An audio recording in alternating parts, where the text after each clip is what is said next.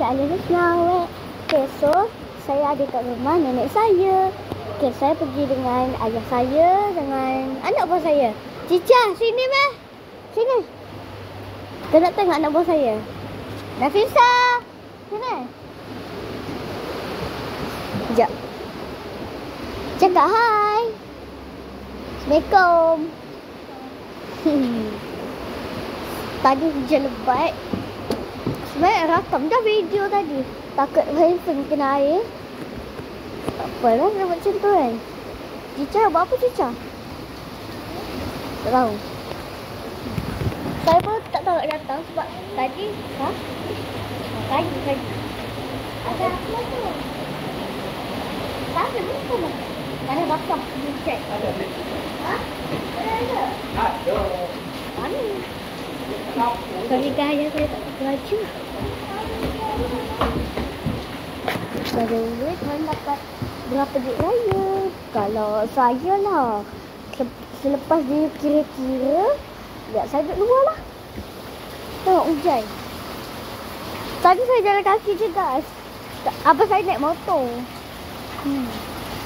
Tu tak tahulah kereta siapa. Tu nampak tu. Ni rumah nenek saya.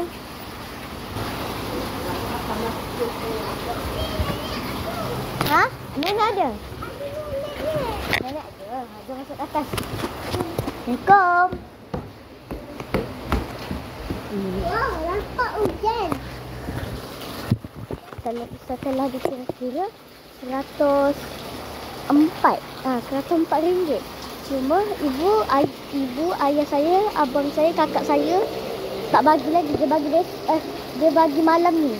Sebab malam ni saya ada photoshoot dekat KB. Dia ada 20 minit untuk 100 ringgit kot. Photoshoot. Nanti kau tahu lah kan. Ha? Cica kena bagi dengan ni. Sini.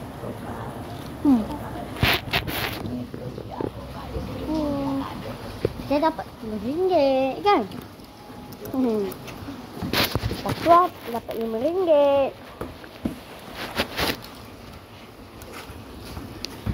Bye. Assalamualaikum. Selamat Raya.